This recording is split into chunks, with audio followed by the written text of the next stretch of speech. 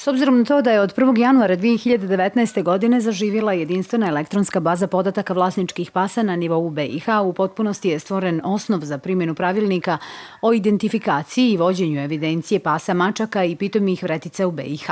Pravilnik obavezuje da svi psi i mačke koji se nalaze na teritoriji Bosne i Hercegovine moraju biti identifikovani i evidentirani u jedinstvenu bazu podataka, te da nije dozvoljena vakcinacija, liječenje pasa, niti bilo koja druga veterinarska intervencija bez prethodne identifikacije psa i mačke mikročipom. Iz Gradskog odjeljenja za inspekcijske poslove ističu da će svi psi koji budu zatečeni na imanjima, dvorištima, u stanovima građana smatrati se vlasničkim ukoliko su čipovani i ako se držaoci tih životinja izjasne kao njihovi vlasnici. U suprotnom smatraće se nevlasničkim psima i bit će zbrinuti od strane higijeničarske službe grada Bijeljina, azila.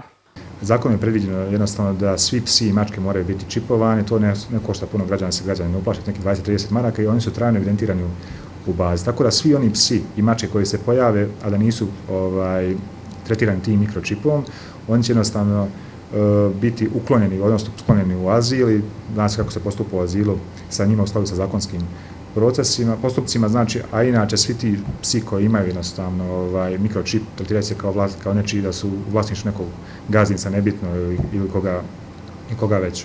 Ono što moram da kažem da smo mi dali rok, znači svim veterinarskim organizacijama u roku 6 mjeseci da naprave svoje baze podataka interne u okviru, znači teritorije koje pokriva svaka veterinarska organizacija, ima ih dosta na teritoriji čitave govorne Semberije. U skladu sa zakonom o veterinarstvu, za sve one koji se ne budu pridržavali obaveze evidencije i označavanja pasa i mačaka predviđena je kazna od 500 do 1.500 konvertibilnih maraka, navode iz inspekcije. Apsurdno je to da, recimo, azil i higijeničarska služba pokupi sve pse lutalice ovdje na teritoriji grada Bijeljina, da se pojavi čopor pasa od 10-12 pasa u samom centru grada. To je nemoguće da se oni iskupe na jednom mjestu, znači postoje određene indicije da se ti psi dovoze upravo u grad Bijeljina, ovdje ostavljaju na teret naš normalne troškove koje snosi gradska uprava i čitava administracija. Tako da smo mi iz tih nekih razloga, prvenstveno zbog bezbednosti naših građana i djece, krenuli u tu priču, imat ćemo jednu evidenciju i normalno svi psi koji ne budu čipovani, ako je vlasnik prethodno ne kaže da je njihov pas, bit će sklonjeni u azil, to nam je zakon omogućio, mi ćemo to raditi kako bi jednostavno smanjili